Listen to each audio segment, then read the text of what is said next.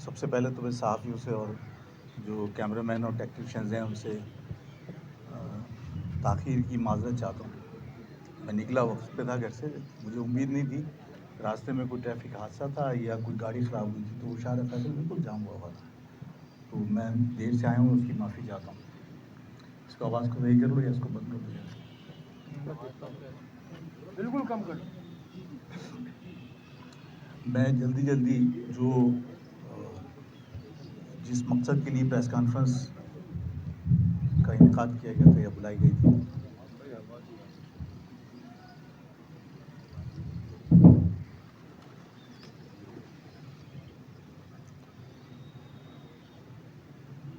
میں ان پوائنٹس کو جلدی بیان کر دیتا ہوں, اس لیے کہ مغرب کا وقت قریب ہے. محترم صحافی حضرات, ہم جو آج جشن آزادی منا رہے ہیں وہ جشن آزادی ایسے وقت پر منا رہے ہیں کہ جہاں پورے پاکستان میں مختلف مقامات پر بیرونی سازشوں کی وجہ سے دہشت گردی کا سامنا ہمیں کرنا پڑ رہا ہے, اور اس کے بعد یہ 14 اگست کا ایک اور اہم موقع کے اوپر چہلم کا دن بھی 15 تاریخ کو آ رہا ہے. ایسے حالات میں کہ لوگ جشن آزادی پورے جوش و خروش سے منانا چاہتے ہیں, ملی نغمے بج رہے ہوتے ہیں, اور اس میں ظاہر ہے کہ میوزک بھی ہوتا ہے, اور ایک طرف چہلم کی تیاریاں ہیں. شیعہ حضرات اس کی کئی دن پہلے سے مجالس اسٹارٹ ہو جاتی ہیں, تو ظاہر کشیدگی ہے. اور اس موقع پر سب سے پہلے میں پریس کانفرنس میں سب سے پہلے میں اس کو بند کر دیجئے.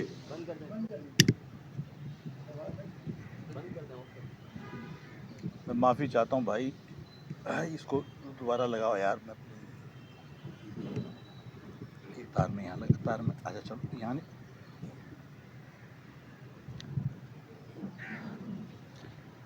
میں عرض یہ کر رہا تھا کہ جو حالات ہیں, جس طرح کی صورتحال ہے, اس میں ایک طرف ملک میں بیرونی مداخلت اور بیرونی سازشوں کی وجہ سے دہشت گردی کا ہمیں سامنا کرنا پڑ رہا ہے, اور آج اس موقع پر کہ جشن آزادی منانے کے لیے تمام لوگ تیاریاں بھرپور طریقے سے کر رہے ہیں. 15 تاریخ کو چہلم کا دن بھی ہے, تو ایسے موقع پر ظاہر ہے کہ کہیں اگر کسی کے جذبات اور احساسات کو ہم نے نظر انداز کیا اور ایک دوسرے کے دکھ تکلیف کو ہم نے محسوس نہیں کیا, تو ملک کی جو سلامتی اور جو ایک یکجہتی ہے وہ متاثر ہوگی. میں آج اس پریس کانفرنس میں سب سے پہلے یہ درخواست کرنا چاہتا ہوں پاکستان بھر کے عوام سے, بالخصوص کراچی کے عوام سے, کہ جشن آزادی پورے جوش و خروش سے منائیں, لیکن جہاں چہلم کے حوالے سے مجالس یا جلوس ہیں وہاں احتراماً جو نغمے اور میوزک جس جشن کے اندر شریک ہوتا ہے اس میوزک سے, ملی نغموں سے گریز کیا جائے. اس سے ہماری جشن آزادی یا ہماری اس ملک سے محبت میں کوئی کمی نہیں آئے گی, بلکہ تمام لوگوں میں ایک محبت کا اظہار ہوگا کہ ہم ایک دوسرے کے جذبات اور احساسات کی قدر کرتے ہیں, ان کا ہمیں احساس ہے. ساتھ ہی میں اپنے شیعہ برادری سے بھی درخواست کروں گا کہ شیعہ حضرات بھی اپنے علماؤں سے مشاورت کر لیں, اور اس کے بعد مجالس ہوں یا جلوس, ان میں علم کے ساتھ ساتھ پاکستانی پرچم کو لگانے اور ساتھ لے کر چلنے کا اہتمام کیا جائے، تاکہ دنیا کو یہ پیغام جائے کہ ہم دکھ میں بھی اپنے وطن کی آزادی کا جو جشن ہے، ہم اگر اس کو سادگی سے سیلیبریٹ کریں تو ہم اپنے اس ملک سے محبت کا والہانہ اظہار کر سکتے ہیں۔ تو میں شیعہ حضرات سے بھی درخواست کروں گا کہ جس طرح میں نے باقی تمام کراچی کے عوام سے درخواست کی ہے، اپیل کی ہے کہ چہلم کے احترام میں چہلم کے جلوس جہاں سے گزر رہے ہیں، جہاں مجالس کا اہتمام ہے، وہاں پر ملی نغمے بجانے سے اور شور شرابے سے گریز کیا جائے، احترام کیا جائے مجالس کا اور جلوس کا۔ اور دوسرا، شیعہ حضرات اپنے علماؤں سے مشاورت کر کے مجالس میں اور جلوس میں پاکستانی پرچم لگانے اور ساتھ لے کر چلنے کا اہتمام کریں۔ محترم صحافی حضرات،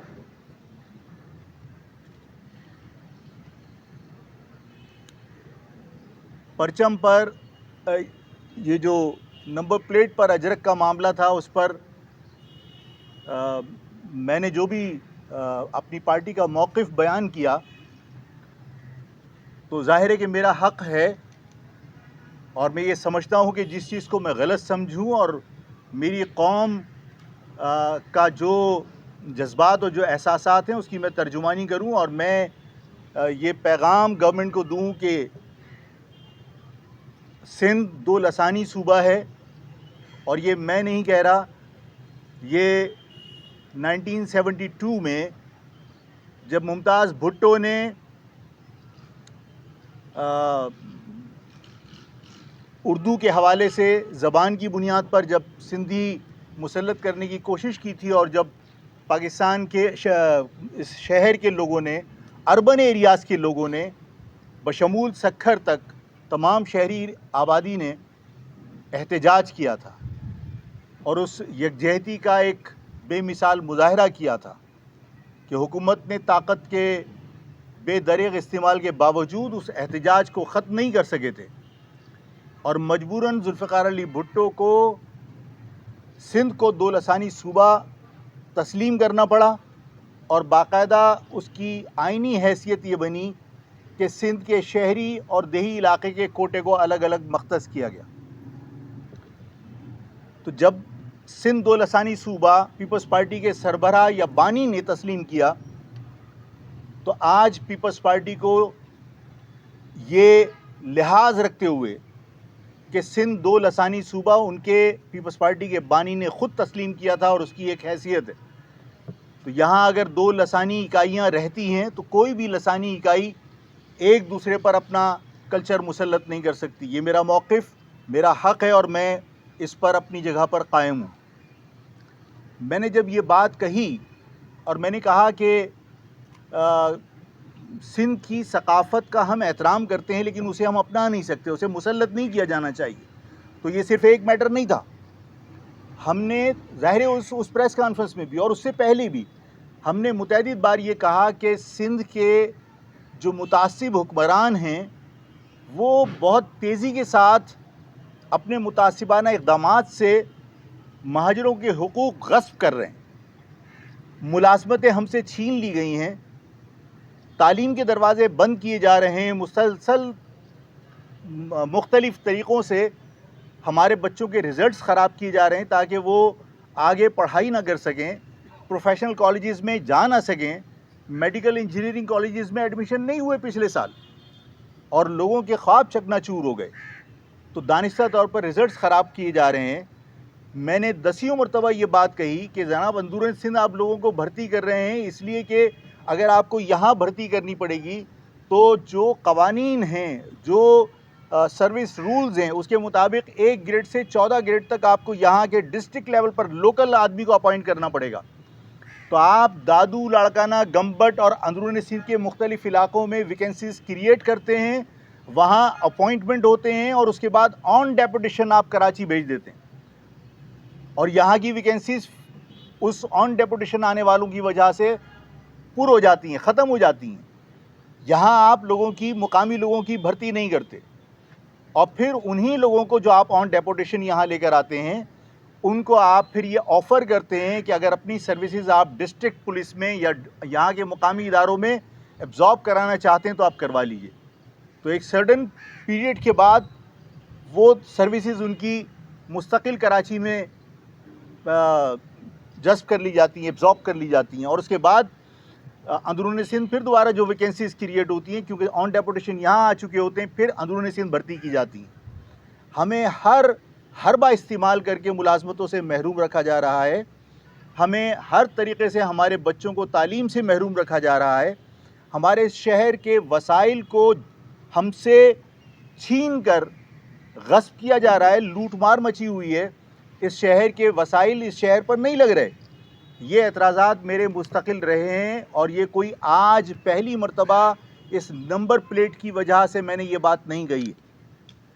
میرے تمام جدوجہد کا حصہ رہا ہے کہ اس شہر کے رہنے والوں کو ان کے حقوق ملنے چاہیے۔ اس شہر میں آپ اکثریت کی بنیاد پر کوئی بھی قانون سازی کر کے یہاں کے لوگوں کے حقوق غصب نہیں کر سکتے۔ دیکھیے آج وزیر اعلیٰ کا اسٹیٹمنٹ موجود ہے کہ مطلب ہمارے کسی بات کے اوپر کہ جناب یہ ہمارے حقوق غصب کیے جا رہے ہیں، یہ قانون غلط ہے، تو وہاں اسمبلی میں وزیر اعلیٰ صاحب فرماتے ہیں ہم اکثریت میں ہیں، تم اقلیت میں ہو، تمہارے فیصلے ہم کریں گے۔ تو میں نے پہلے بھی کہا تھا کہ ہمارے فیصلے کسی میں جرت نہیں ہے کہ وہ کرے، ہمارے فیصلے ہم خود کریں گے۔ ہماری کوئی تاریخ نہیں ہے کہ کوئی ہم پر اپنے فیصلے مسلط کرے، جائز اور ناجائز، اور ہم اسے تسلیم کر لیں۔ ہم قانون کا احترام کرتے ہیں، ہم قانون کا احترام کرنے والے شہری ہیں، لیکن قانون جو یہ بھی سوال کر سکتا ہے کہ جناب اگر آپ کو لگتا ہے کہ کوئی قانون آپ کا بنیادی حقوق کی پامالی کر رہا ہے تو آپ عدالت چلے جائیے۔ تو کیونکہ میں وکٹم ہوں اور میں یہ بات کہنے میں کہیں آر محسوس نہیں کرتا کہ بنیادی حقوق کی پٹیشن لے کے میں جاؤں گا کہاں۔ کانسٹیٹیوشنل پٹیشن فنڈامنٹل رائٹس کی بنیاد کے اوپر کہ صاحب میرے حقوق جو ہے وہ سلب کیے جا رہے ہیں یا میرے اس قانون کے تحت میرے حقوق کی پامالی ہو رہی ہے، میں یہ آئینی پٹیشن لے کے جاؤں گا کہاں؟ آپ نے آئینی عدالتیں الگ کر دی ہیں، اور جو آئینی کورٹ کے لیے آپ ججز کا انتخاب کرتے ہیں وہ اپوزیشن اور حکومت بیٹھ کے کرتی ہے۔ تو جو لوگ اس وقت اپوزیشن میں ہیں وہ بھی حکومت میں ہیں، اور جو لوگ حکومت میں ہیں وہ بھی حکومت میں ہیں۔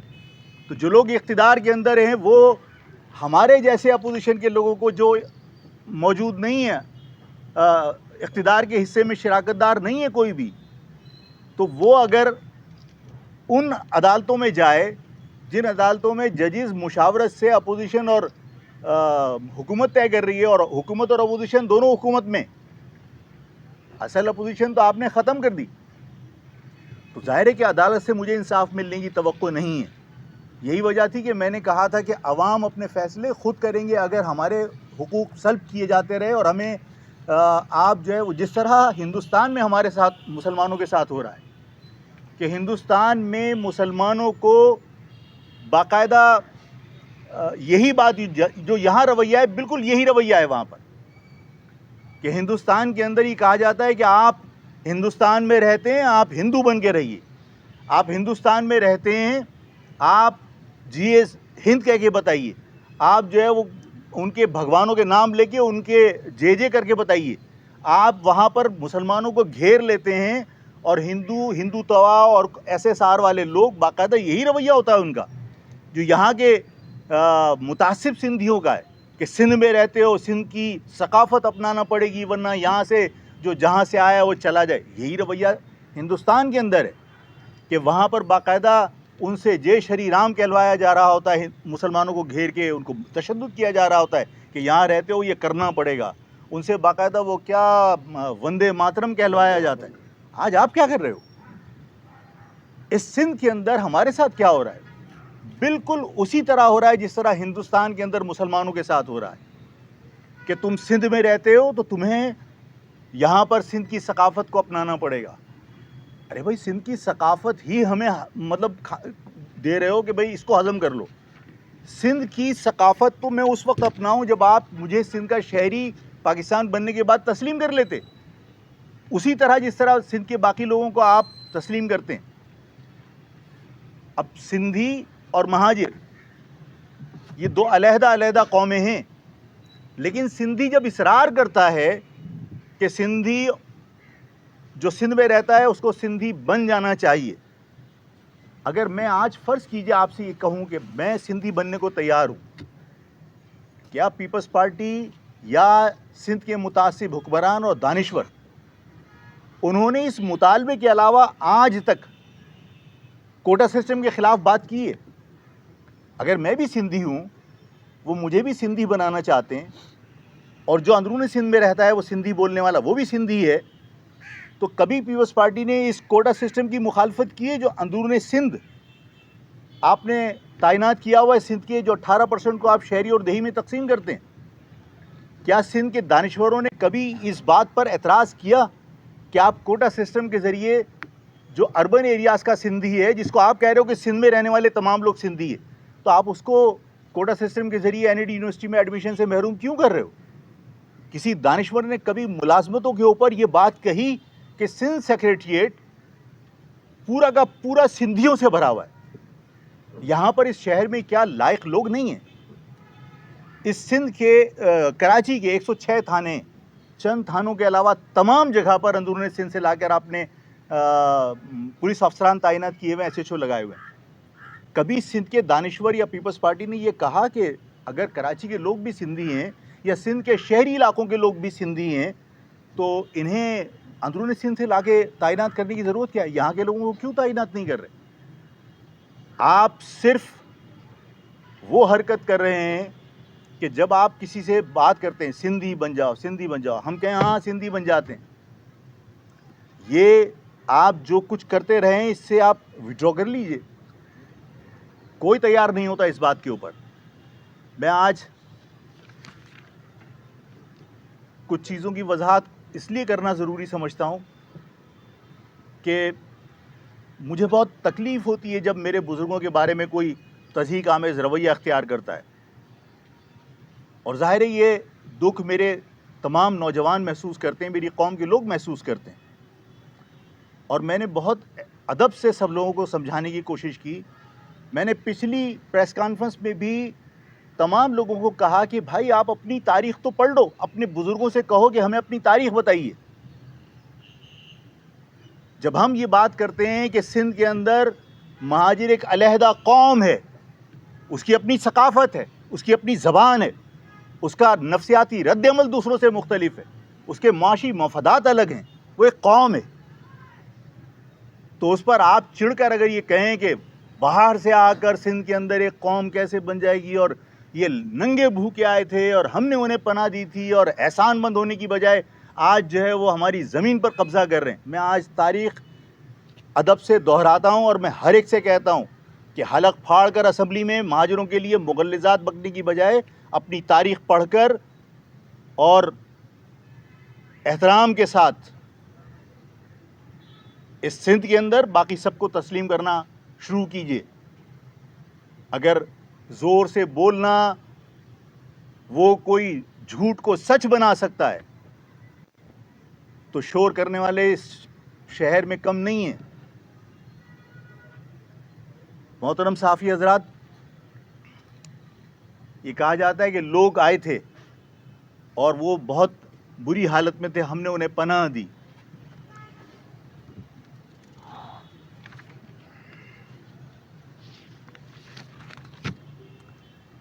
جب پاکستان بنا تھا تو اس پاکستان کے اندر تنخواہ دینے کے لیے پیسے نہیں تھے. یہ بات سندھ کے ان تمام لوگوں کو سمجھ میں آ جانی چاہیے جو حلق پھاڑ پھاڑ کے مہاجروں کو ننگا اور بھوکا کہتے ہیں. پاکستان کے اندر تنخواہ دینے کے لیے پیسے نہیں تھے. جو مہینوں تک کئی ماہ تک تنخواہ دی گئی ہے پاکستان کے اندر ملازمین کو بشمول سندھ کے ملازمین کو, وہ میرے بزرگوں نے دی تھی. اگر سندھ مہمان نوازی کے قابل تھا تو جو اپنے ملازمین کی تنخواہیں تھی وہ دے دیتا. اس پاکستان کے اندر معاشی بدحالی کو ختم کرنے کے لیے، یہاں پر معاشی انقلاب لانے کے لیے قائد اعظم نے باقاعدہ گجرات، آپ کا کاٹھیا واڑ، ان تمام جگہ اور بمبئی، تمام جگہ پر جہاں جہاں مسلمان رہتے تھے، ان سے درخواست کی کہ آپ لوگ اپنی صنعتیں لے کر یہاں آئیے تاکہ یہاں پر معاشی طور پر جو بدحالی ہے اس کا خاتمہ کیا جا سکے۔ یہاں پر لوگ آئے، رنگون والا، اصفہانی، قاسم دادا بھائی، حبیب فیملی، ولی کا فیملی، یہ حاجی کریم فیملی، یہ سارے وہ لوگ تھے جو باہر سے قائد اعظم کی درخواست پر آئے تھے، اور جب وہ لوگ یہاں آئے تو انہوں نے آگے صنعتیں لگائی ہیں۔ میں اپنے سندھی بھائیوں سے کہتا ہوں کہ آپ اپنے بزرگوں سے تاریخ پوچھ کے مجھے بتاؤ کہ داؤد، ولی کا، اصفہانی یا اورینٹ والے جو اورینٹ جو ایئر لائن تھی، ان جیسا کوئی ایک سندھ کے اندر صنعت کار، کوئی ایک مالدار آدمی تھا؟ کوئی ایک نام مجھے سندھ کے لوگ جو حلق پھاڑ پھاڑ کے مہاجروں کے خلاف زہر افشانی کر رہے ہوتے ہیں، وہ مجھے ایک نام بتائیے سندھ کے اندر، کہ کوئی ایک سندھ کے اندر نام تھا جو سندھی جس کو کہہ سکیں، جو کہیں کہ یہ سرمایہ دار تھا۔ اس سندھ کے اندر آج بھی گاؤں دیہات کے اندر اسکول جو ہے وہ چٹائیوں کے بنے ہوئے ہیں۔ آج بھی لوگوں کے پاس گھر نہیں ہے، لوگوں کے پاس پینے کا پانی صاف میسر نہیں ہے۔ یہاں چند وڈیروں نے لوٹ مار مچا کے اگر یہاں گھر لے لیے اور وہ زہر افشانی کریں کہ ہم نے پناہ دی تھی، تو پناہ دینے کے اوپر بھی میں، کیونکہ بہت ساری چیزیں ایک ساتھ میں جو کہتے ہیں نا کہ یہ اٹھا لیجیے پلیز، کہ یہاں پر جو ہے وہ ہماری زمینوں پر قبضے کیے۔ محترم صحافی حضرات، حمیدہ کھوڑو کی کتاب ہے کاغذات برائے علیحدگی سندھ از بمبئی۔ یہ کتاب سندھیوں کو کہیں کہ وہ پڑھ لیں۔ اس کتاب میں لکھا ہوا ہے کہ 30% زمینوں کے مالک تھے جو مسلمان تھے، باقی ساری زمینوں کے مالک ہندو تھے۔ اب یہاں پہ یہ بات کلیئر ہو گئی، سمجھ میں آ گئی سب کے، کہ سندھ کی 30% زمینوں کے مالک کون تھے؟ یہاں پر رہنے والا مسلمان سندھی۔ اور 70% زمینوں کا مالک کون تھا؟ ہندو۔ اب آپ آ جائیے نہرو کے ساتھ لیاقت علی خان کا جو معاہدہ ہوا، اور قائد اعظم اور نہرو کا جو معاہدہ ہوا 1948 میں، اور اس کے بعد پھر متروکہ املاک کا کدھر گیا 1975 میں، نہیں 1949 ارے بھائی خالد بھائی کہاں ہیں؟ جولائی 97 اصل میں پڑھنے کی بجائے میں نے آپ کو زبانی بتایا کہ جولائی یہ 49 ہاں یہ ہے۔ اچھا، اس میں 18 جولائی 1948 کو جو انڈیا پاکستان متروکہ املاک معاہدہ ہوا، ایک ایویکیو پراپرٹی ایگریمنٹ 1948، ٹھیک ہے، تھوڑا آ جاؤ ہیلپ کر دو یار۔ 1948 میں ایویکیو پراپرٹی ایگریمنٹ ہوا۔ اس ایگریمنٹ کے تحت تمام متروکہ املاک صرف ان مہاجرین کے لیے مخصوص ہوں گی جنہوں نے 15 اگست 1947 کے بعد مستقل طور پر پاکستان کی شہریت اختیار کی اور جنہوں نے اپنی جائیداد بھارت میں چھوڑ دی۔ میں اس کو دوبارہ بھی آپ کے سامنے پیش کرتا ہوں۔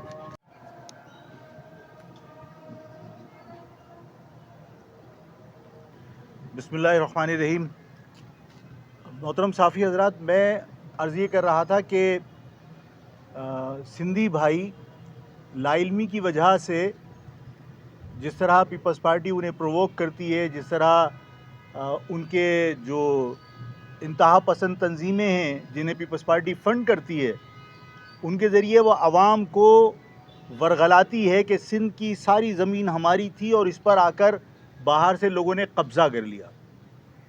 تو میں آج وضاحت کرنا چاہتا ہوں اور سندھ کے تمام بھائیوں سے درخواست کرتا ہوں کہ اپنی تاریخ کو پڑھا کریں، تاکہ کسی کے خلاف بھڑکانے میں اپنے ہی ساتھ رہنے والے بھائیوں کے ساتھ نفرت پیدا نہ ہو. محترم صحافی حضرات, میں سندھی بھائیوں سے درخواست کرتا ہوں کہ سندھ کی ایک بہت معتبر شخصیت تھی حمیدہ کھوڑو. ان کی کتاب ہے کاغذات برائے علیحدگی سندھ از ممبئی.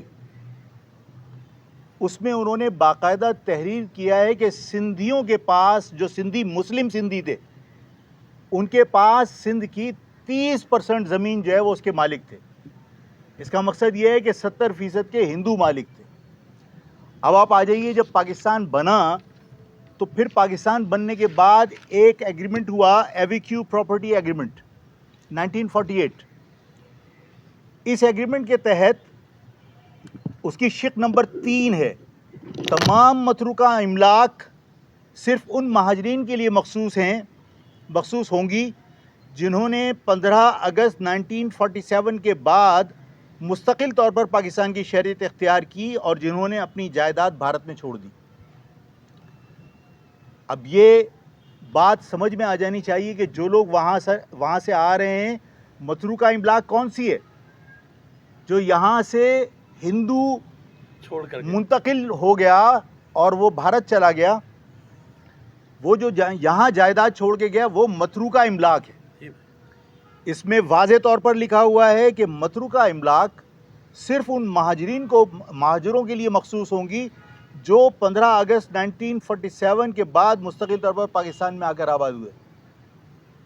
تو 70% کے تو ویسے ہی جو وہاں سے لوگ آئے وہ مالک ہیں نا. تو آج پورے سندھ کے اوپر قبضہ اگر کیا ہے تو ہماری جائیدادوں پہ قبضہ کیا ہے. وہ متروکہ املاک جو ہمارے بزرگ جب ہجرت کر کے آئے انہیں ملنی چاہیے تھی, سندھ کے وڈیروں اور جاگیرداروں نے ان زمینوں پر قبضہ کیا ہے, ہماری زمینوں پر قبضہ کیا ہے. ہم کسی کی زمین پر قبضہ کرنے کے لیے نہیں آئے, اور نہ ہم نے کسی کی زمین پر قبضہ کیا. اور پھر قومیت کے لیے جس ایک عنصر کی کمی رہتی ہے وہ ہے زمین, کہ قوم بنتی ہے زمین, زبان, ثقافت, نفسیاتی رد عمل, معاشی مفادات سے. زبان میرے پاس ہے, میرا معاشی مفادات میرے ڈفرینٹ ہیں, میرا نفسیاتی رد عمل مختلف ہے, میری اپنی ثقافت ہے. تانا کوئی یہ دے گا کہ زمین نہیں ہے, تو زمین تو میں اپنے ساتھ لے کر آیا تھا اپنی. 70% زمین ان مہاجرین کی تھی جو یہاں پر انڈیا سے ہجرت کر کے آئے, اس لیے کہ ان کی زمینیں اس معاہدے کے تحت یہاں سے جانے والے ہندوؤں کو ملی. تو ہم نے جائیداد کا تبادلہ کیا تھا. جو ہندوؤں کی جائیداد تھی وہ ہماری جائیداد ہے, اور ہماری جو جائیداد وہاں ہم چھوڑ کے آئے تھے وہ جا کے ہندوؤں نے لی, وہ ان کی ملکیت ہے. یہ تاریخ سندھ کے دانشور اپنی عوام کو پڑھانے کی بجائے انہیں گمراہ کرتے ہیں. پیپلز پارٹی لوگوں میں عصبیت پھیلانے کے لیے لوگوں کو گمراہ کرتی ہے. اس کے بعد 1958 کے اندر معاہدہ یہ ہوا,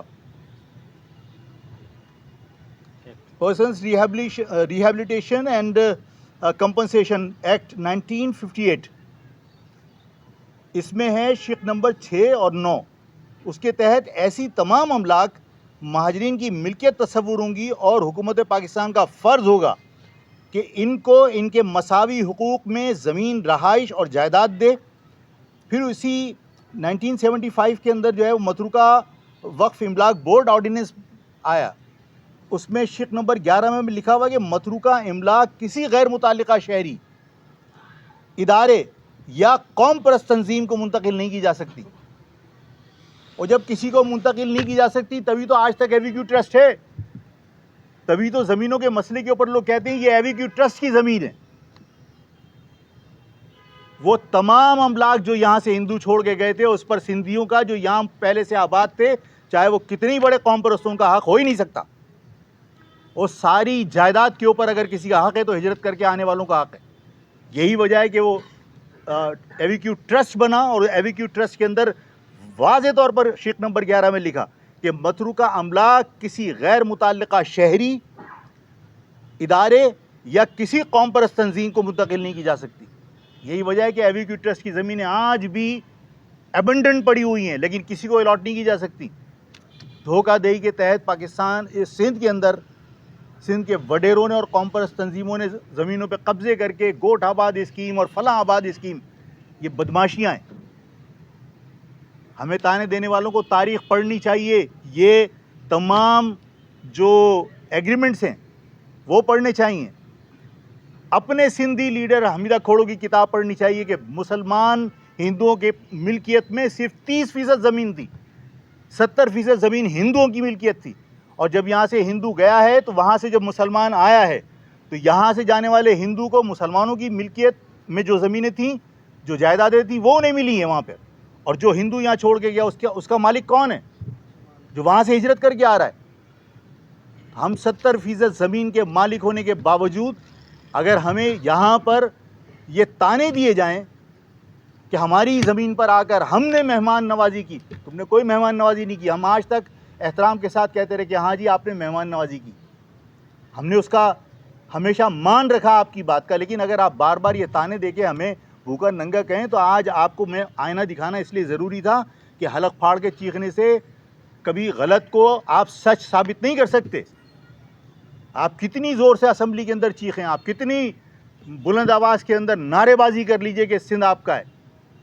سندھ دو لسانی صوبہ ہے، تھا، ہے اور رہے گا. اور یہاں پر رہنے والے لوگ اپنے حقوق سے دستبردار ہونے کے لیے تیار نہیں ہیں.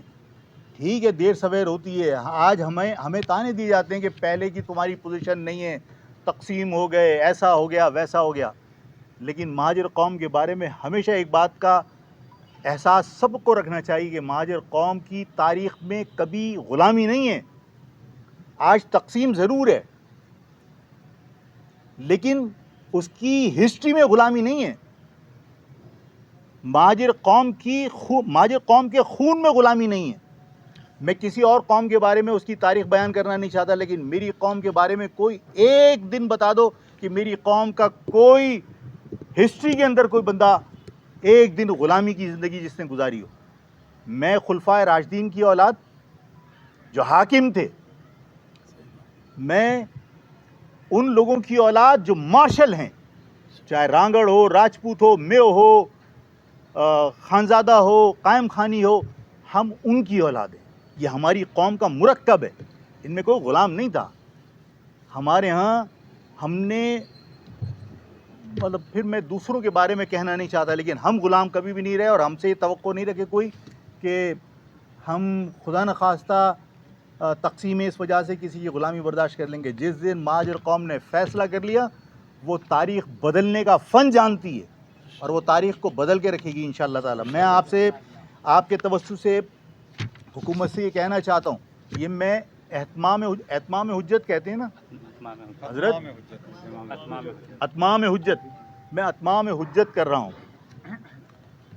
کس سے؟ پیپلز پارٹی سے. کہ پیپلز پارٹی کہتی ہے نا کہ ہم تو سب کو بھائی سمجھتے ہیں، سندھ میں رہنے والے تمام لوگ ہمارے بھائی ہیں اور ہم سندھیوں سارے لوگوں کو سندھی سمجھتے ہیں. میں آج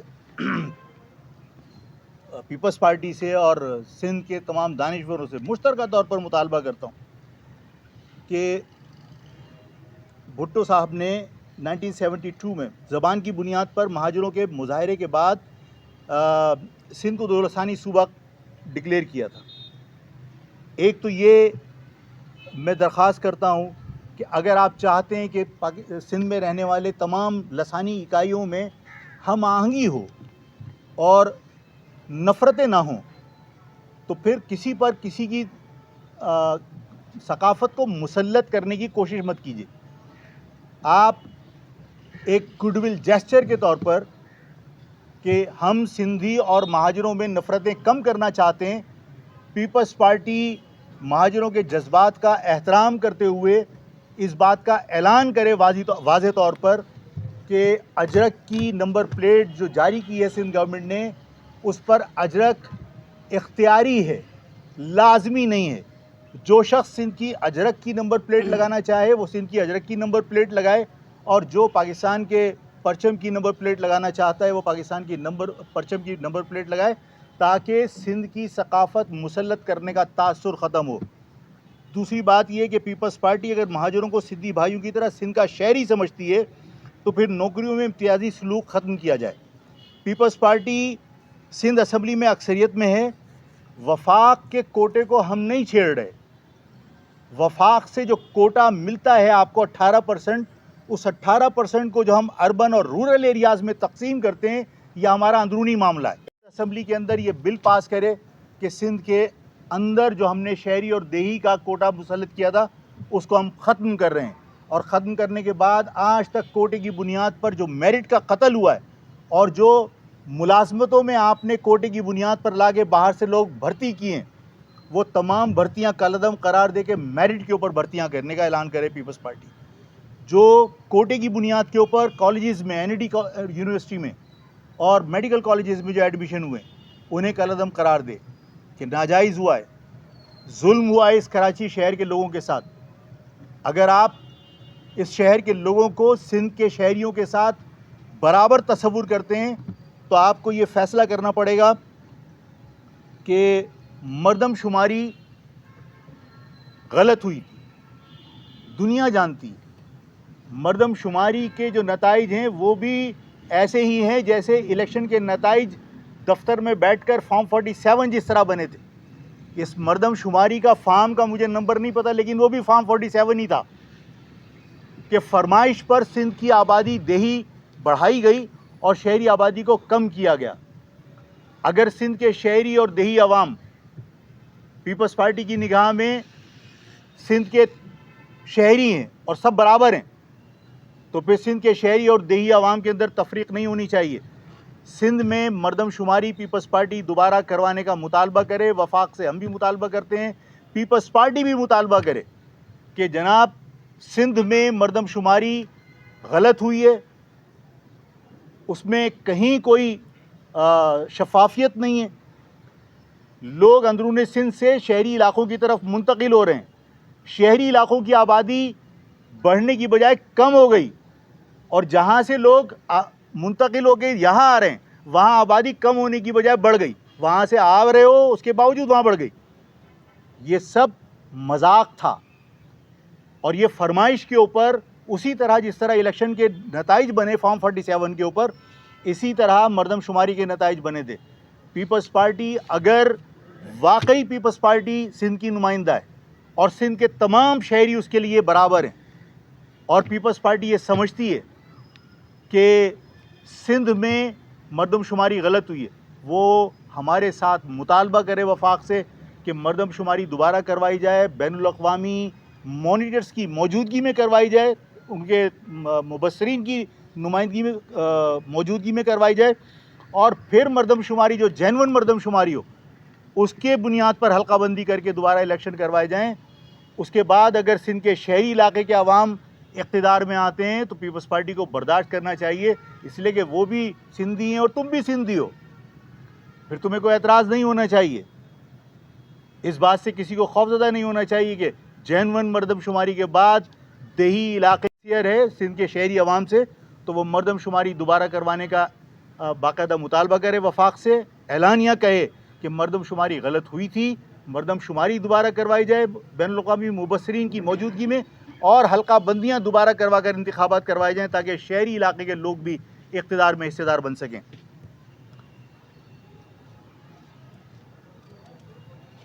इस शहर में और इस शहर से बाहर अंदरून सिंध भी,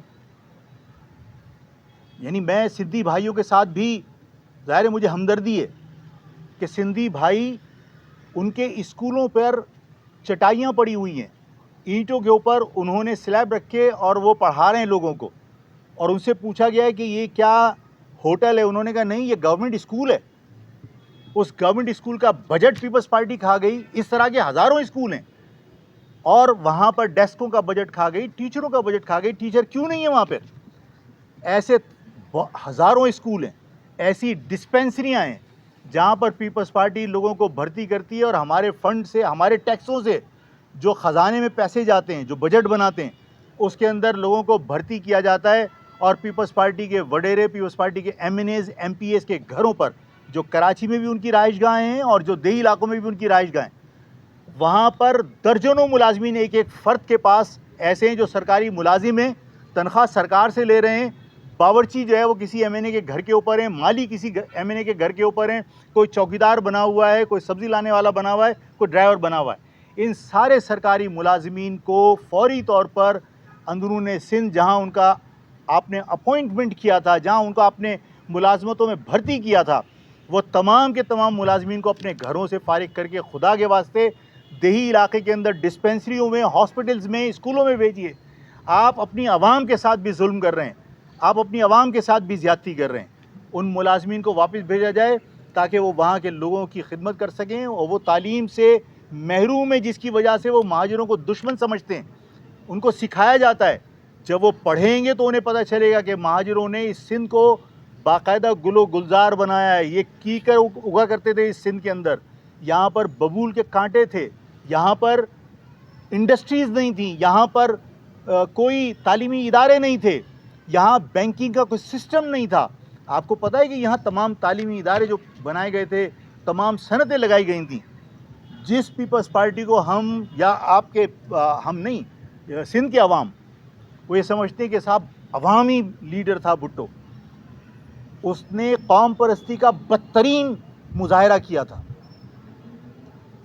ذوالفقار علی بھٹو نے پاکستان کی معیشت کو دفن کر دیا، صرف اس وجہ سے کہ اس کراچی کے اندر جو قائد اعظم کی درخواست پر صنعت کار آئے تھے، انہوں نے اپنی صنعتیں یہاں منتقل کی تھیں، چاہے وہ داؤد ہو، چاہے وہ اصفہانی ہو، چاہے وہ رنگون والا ہو، چاہے وہ حبیب والا ہو، ان سب کی تمام انڈسٹریز اور تمام تعلیمی ادارے وہ اس نے قومیاں لیے اور اس کے بعد تباہ کر دی۔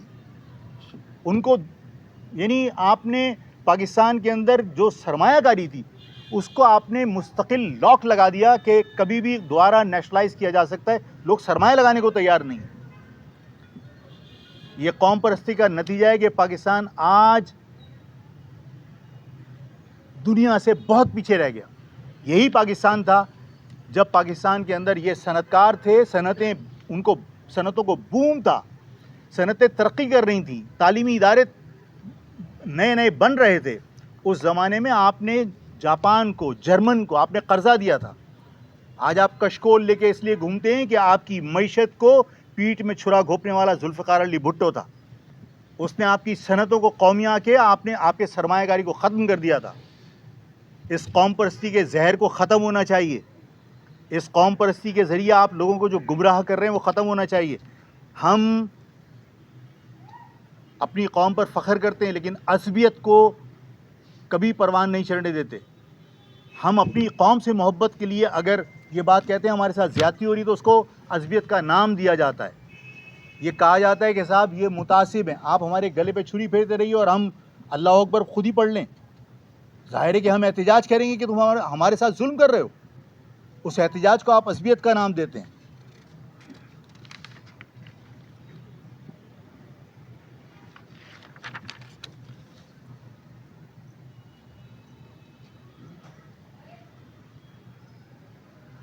میں بتا چکا کہ کراچی میں 106 تھانوں میں چند ایسے چوز ہیں جو اس شہر سے تعلق رکھتے ہیں، ان میں پنجابی پٹھان بھی ہیں اور مہاجر بھی ہیں، لیکن کیونکہ وہ اس شہر کے مستقل باشندے ہیں تو میرا مطالبہ یہی ہے کہ چاہے وہ پنجابی بولتے ہوں، چاہے وہ پشتو بولتے ہوں، چاہے وہ اردو بولتے ہوں، اس شہر کا مقامی آدمی ان تھانوں کے اندر ایس ایچ او ہونا چاہیے۔ 1 سے 14 گریڈ تک کا کوئی بھی افسر اس شہر کے اندر تعینات کیا، چاہے مختار کار ہو، چاہے کوئی بھی افسر ہو، وہ تمام کے تمام یہاں کے ڈسٹرکٹ لیول پر مقامی ہونے چاہیے۔ یہ بھگوان داس کے سپریم کورٹ کی رولنگ ہے، یہاں تو عدالتوں کی کوئی حیثیت نہیں ہے۔ آپ جب چاہیں عدالت کے احکامات کو ردی کی ٹوکری میں پھینک دیتے ہیں۔ آپ نے بادشاہت قائم کر لی ہے سندھ کے اندر۔ سپریم کورٹ کا آرڈر ہے کہ کسی ڈپارٹمنٹ سے دوسرے ڈپارٹمنٹ میں سروسز منتقل نہیں ہو سکتی، اور باقاعدہ حکم ہے کہ اگر کسی شخص کی کسی ڈپارٹمنٹ سے کسی اور ڈپارٹمنٹ کے اندر اس کی سروسز منتقل کی گئی ہیں تو اس کو اس کے جو جہاں اس کی اپوائنٹمنٹ ہوا تھا اس ڈپارٹمنٹ میں واپس بھیجو۔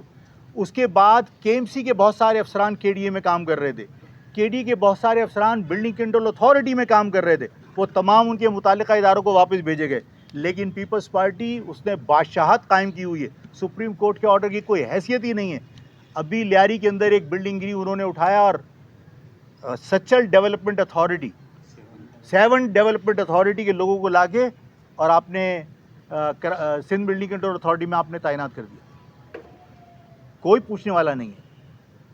اب آپ مشورہ دیجئے یا مطلب مخالفین مشورہ دیں آفاق احمد کو، کورٹ کیوں نہیں جاتے؟ تو بھائی کورٹ میں آپ نے جگہ کہاں چھوڑی؟ بنیادی حقوق کی پٹیشن لے کے کس کے پاس جاؤں؟ جن کی اپوائنٹمنٹ کے لیے انٹرویو آپ نے کیے ججز کے، آپ نے ہائی کورٹ اور سپریم کورٹ کے ہاتھ کاٹ دیے.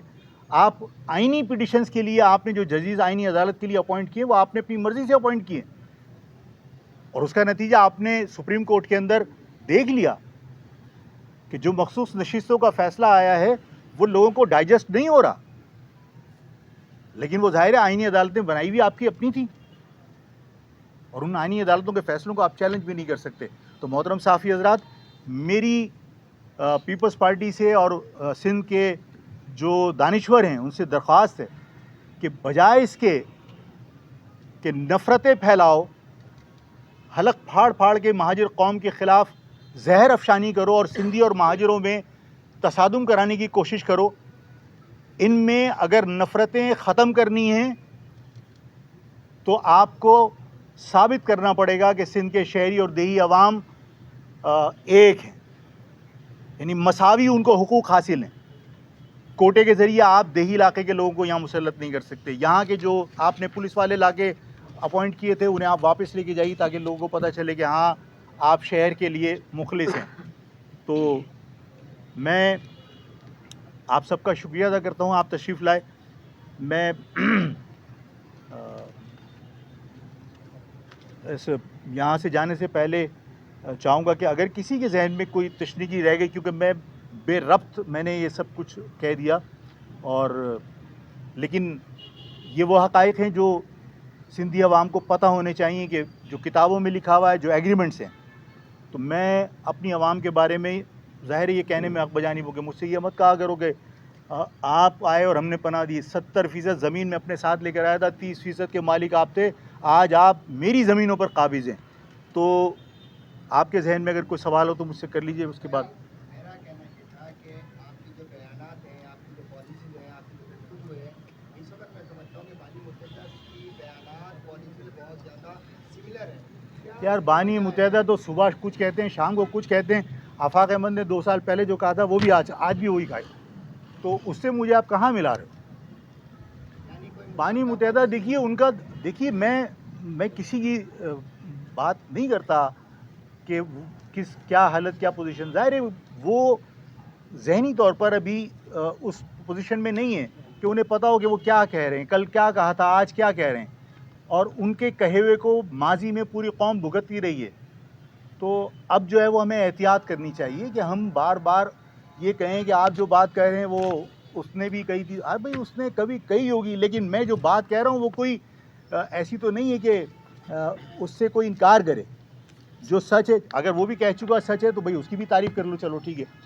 لیکن یہ میرے ساتھ جوڑ دینا کہ سملر ہے تو وہ تاثر جاتا ہے کہ ہمارا کوئی مطلب کوئی تانے بانے جڑے ہوئے. بھائی نہیں، وہ اپنی جگہ پر ہے، لیکن آج اس کی وہ پوزیشن نہیں ہے. وہ بیچارہ آج صبح کچھ کہے گا، شام کو کچھ کہے گا، اس کو یہ نہیں پتا ہوتا کہ میں نے کل کیا کہا ہے. مطلب ایک دن وہ فوج کی ایسی تیسی کر رہا ہوتے، دوسرے دن وہ فوج کے ساتھ جو ہے وہ انڈیا سے لڑنے کو تیار ہو جاتا ہے، دوسرے دن جو ہے وہ بکتی سے کہتا ہے مجھے گولیاں دے دو.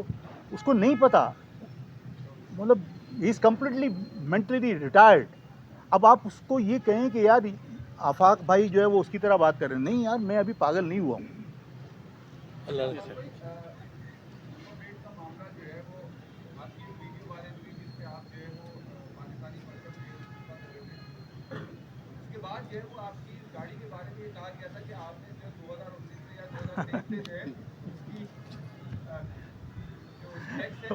اصل میں یار گاڑی میری نہیں تھی، وہ گاڑی کسی اور کی ہے، اس نے مجھے دی ہوئی ہے. اچھا مجھے کبھی پرواہ نہیں تھی کہ ظاہر ہے اس کی ہے، اس نے بھرا ہوگا، لیکن اس نے نہیں بھرا تھا. تو میں نے اس کو کہا میری بے عزتی کرا رہے، ٹیکس بھرو جا کے. اس نے بھر دیا، میری نہیں، وہ بھر دیا اس نے. ابھی اتنا بڑا میٹر نہیں ہے یار. وہ کراچی میں تو آپ کی جو M N As M P As ہیں، میں لائن لگا کے گاڑیاں بتا دوں گا جو نان کسٹم ہیں یار. میں نے اگر ٹیکس غلطی سے نہیں بھرا، اتنا بڑا مسئلہ نہیں، بھر دیا ہو. پاسٹ جو اساتذہ ہیں وہ بیٹھے ہوئے ہیں، اور انہوں نے جو 60% جن لوگوں نے نمبر لیے ہیں وہ احتجاج کر رہے ہیں، اور جو 33% کے جو نمبر حامل ہیں وہ نوکریاں کر رہے ہیں. دیکھو برا نہیں ماننا میری بات کا، ابھی NIT یونیورسٹی مجھے نہیں پتا کہ کون احتجاج کر رہا ہے. سر وہ اندرونی میں سندھ سے آئے ہوئے میں لوگ ہیں.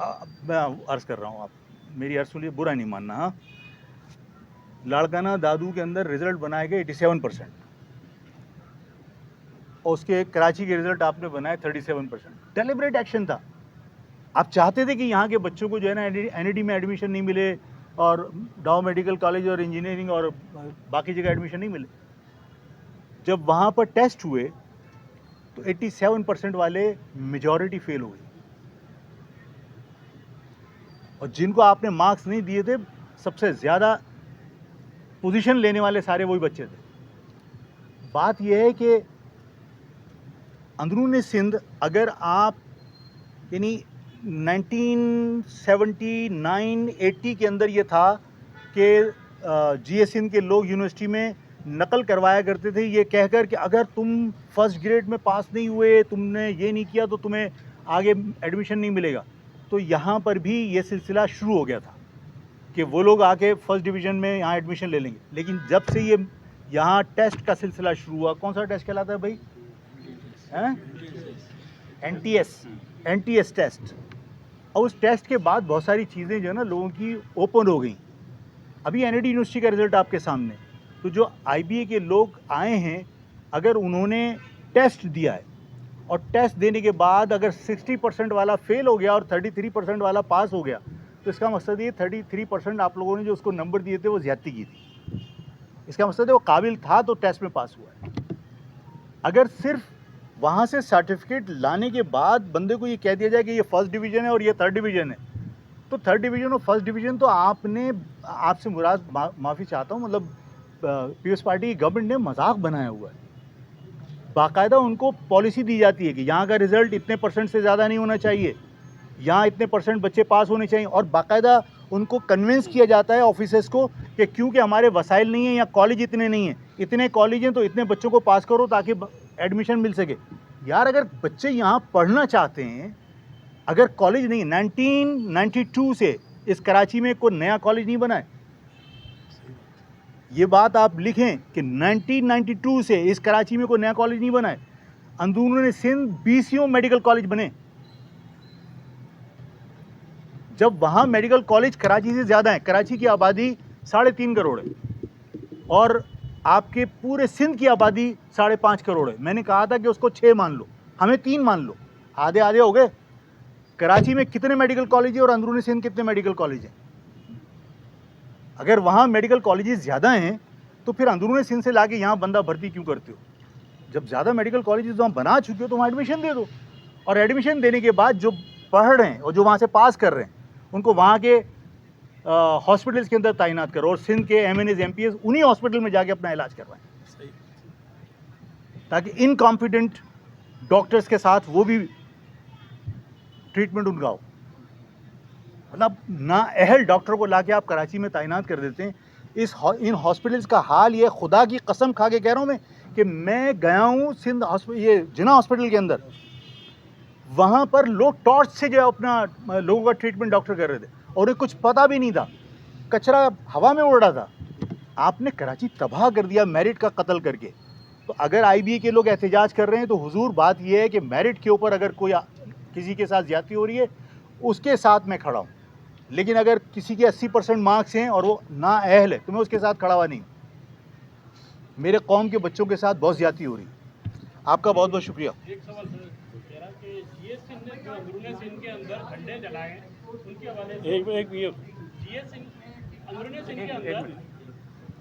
سندھ کے اندر GS سندھ کی جانب سے جو جھنڈے جلائے گئے تھے اور وزیر داخلہ کا گھر جلایا جس کا احتجاج کیا تھا, اس کے حوالے سے بتائیے کہ قانون جو ہے اس پر کیوں عمل درآمد نہیں کر رہا, اس کے حوالے سے آپ نے کیا کرا؟ تمہارے کیمروں کی بیٹری تو ختم نہیں ہو گئی؟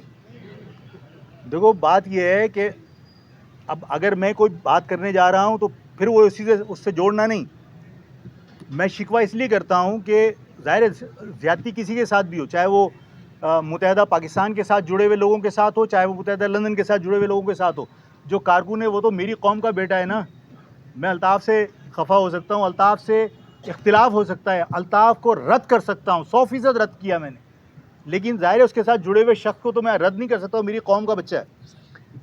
انہوں نے جذبات میں ہاؤس بے پہ جو پہلے ماضی میں ایک قصہ ہوا کہ انہوں نے گانے بجائے اور اس پہ انہوں نے دھمال ڈال دیا. اب میں سمجھ رہا تھا کہ صرف اس کو اور اس کے ماں باپ کو اریسٹ کیا گیا تھا. جب یہ بات میں نے کہی تو مجھے اس پریس کانفرنس کے بعد اندر ساتھیوں نے بتایا کہ آفاق بھائی اسی علاقے کا واقعہ تھا اور ایک بچہ نہیں, اس کے ساتھ جتنے لوگ گئے ہوئے تھے سب کو اٹھایا گیا تھا. یعنی کسی الطاف کے گانا سننے کے اوپر میں آج سوال کرتا ہوں, اور میں آپ کو ویڈیو دکھانے کو تیار ہوں, میرے پاس ویڈیو سیف ہے, کہ باقاعدہ جی ایس این کے لوگ حلف اٹھا رہے ہیں سندھو دیش سے وفاداری کا اور پاکستان توڑنے کا, اور ٹی وی کے اوپر اس پہ کیمرے کے اوپر ایک ایک بندے کو فوکس کر کے باقاعدہ وہ پورا چاروں طرف انہوں نے گھمایا ہے. کہاں ہے پیپلز پارٹی کی گورنمنٹ؟ کہاں ہیں وہ ادارے, کہاں ہیں وہ ایجنسیاں جو ملک دشمن عناصر کو ڈھونڈ کے کھود کے نکال لیتی ہیں؟ ان کو کھود کے کسی نے کیوں نہیں نکالا؟ روزانہ ہمارے پاس کلپ آ رہے ہوتے ہیں کہ اندرون سندھ نعرہ لگ رہا ہوتا ہے, پہلے بنا تھا بنگلہ دیش اب بنے گا سندھو دیش, اور پھر اس کے بعد تھوڑیوں میں ہاتھ ڈالے جا رہے ہوتے ہیں. یہاں پر ہم اپنے حقوق کی تحریک بھی چلائیں تو ہمیں جوتے مار کر بند کر دیا جاتا ہے. یہ رویے ہر قوم کے ساتھ ایک جیسے ہونے چاہیے. ہمارے لوگوں کی گرفتاری ہوئی, ہم نے جب نمبر پہ احتجاج کیا, ہمارے تمام شہر کے اندر گرفتاری ہوئی. ہم کیا ملک دشمنی کر رہے تھے؟ ہمارے کیا ملک دشمنی کے نعرے ہم نے لگائے تھے؟ سندھ کے اندر لوگ سندھو دیش کے باقاعدہ نعرے لگاتے ہیں, کہتے ہیں کہ پہلے بنا تھا بنگلہ دیش اب بنے گا سندھو دیش. اٹھاتے کیوں نہیں ہیں؟ کتنے لوگ گرفتار ہوئے؟ چلیں ادارے مصروف تھے. پیپلز پارٹی تو اپنے آپ کو وفاق کی پارٹی کہتی ہے, اور پیپلز پارٹی جس طرح کراچی کے اندر اپنی طاقت کا استعمال کرتی ہے پولیس اور ٹریفک پولیس کے ذریعے, کرے جا کے گرفتاریاں کیوں نہیں کی؟ میں آج آپ سے کہتا ہوں اور میں سب لوگوں کے سامنے یہ کہتا ہوں کہ اس میں قصوروار پیپلز پارٹی اکیلی نہیں ہے, وہ تمام ادارے ہیں جنہوں نے ہمیں ملک دشمن گردانا. ہمیں دکھ ہوتا ہے, ہم نے یہ ملک بنایا تھا, اور آج بھی چاہے کوئی ہم سے کتنی نفرت کرے, چاہے ہمیں کوئی ملک دشمن کہتا رہے, اس ملک کو بچانے کی ذمہ داری ہماری ہے, ہم بچائیں گے. باقی لوگ ممکن ہے کہ یہاں سے چلے جائیں, اس لیے کہ یہ ملک میرے باپ داداؤں نے بنایا تھا, میرے بزرگوں نے بنایا تھا. اس کا دکھ کسی اور کو اتنا نہیں ہوگا جتنا ٹوٹنے کا ہمیں ہوگا. ہماری محصورین مشرقی پاکستان جو بنگلہ دیش میں آج بھی کیمپوں میں پڑے ہوئے ہیں, یہ اس ملک سے وفاداری اور محبت کا عملی ثبوت ہے. اس سے بڑا ثبوت کوئی قوم دے نہیں سکتی اس ملک سے وفاداری کا. میں اداروں کو بھی کہتا ہوں اپنی پالیسیاں تبدیل کریں, اس مہاجر قوم کے بارے میں غلط سوچنا بند کریں. یہ قوم اس ملک کی ترقی کے لیے اہم کردار ادا کر سکتی ہے. اس کراچی کی ذمہ داریاں, اس کراچی کی بھاگ دوڑ یہاں کے لوگوں کے ہاتھ میں ہونی چاہیے. اس شہر کا نظام پیپلز پارٹی کے بنائے ہوئے سسٹم کے ذریعے نہیں چلنا چاہیے, بلکہ قانون کے تحت چلنا چاہیے. آپ سب کا بہت بہت شکریہ.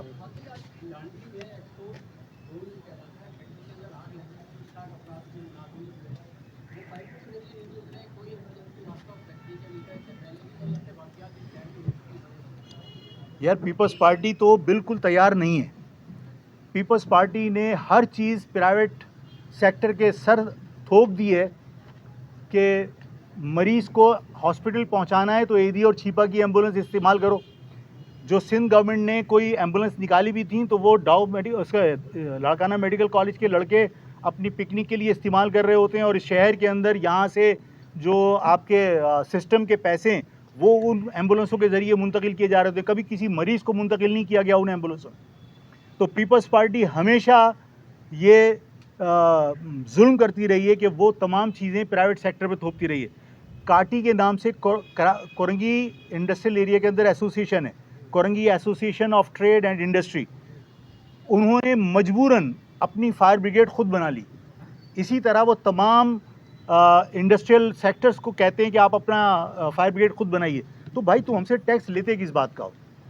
آج کراچی پورٹ کے اوپر جو آپ کا ایکسپورٹ ری پروسیسنگ زون میں جو کچھ ہوا ہے اس میں حادثات سے بچا جا سکتا تھا, اس میں جو نقصان ہوا ہے اس سے بچا جا سکتا تھا, بشرطے کہ پاکستان کے اندر کراچی اس کو سندھ کو لگام دینے والی کوئی گورنمنٹ ہو. اس سسٹم کو ختم کر کے قانون کے تحت یہاں پر پیسہ لگایا جائے تو 3.5 کروڑ کے شہر میں کتنے فائر بریگیڈ ہونے چاہیے؟ 2-4 فائر بریگیڈ اگر ہیں بھی تو ان کی گاڑیوں کو میں نے اینٹوں پہ کھڑا ہوا دیکھا ہے. تو میں اس کی مذمت کرتا ہوں. اور شدید مذمت کرتا ہوں کہ پیپلز پارٹی سوائے لوٹ مار کے عوام کی خدمت کی طرف قطعاً آنے کو تیار نہیں ہے. شکریہ. مزید اچھی ویڈیوز اور انٹرویوز دیکھنے کے لیے ہمارے چینل کو سبسکرائب کیجیے. گھنٹی کے بٹن پر کلک کریں تاکہ ہماری آنے والی ویڈیوز کا نوٹیفیکیشن آپ تک بر وقت پہنچ سکے.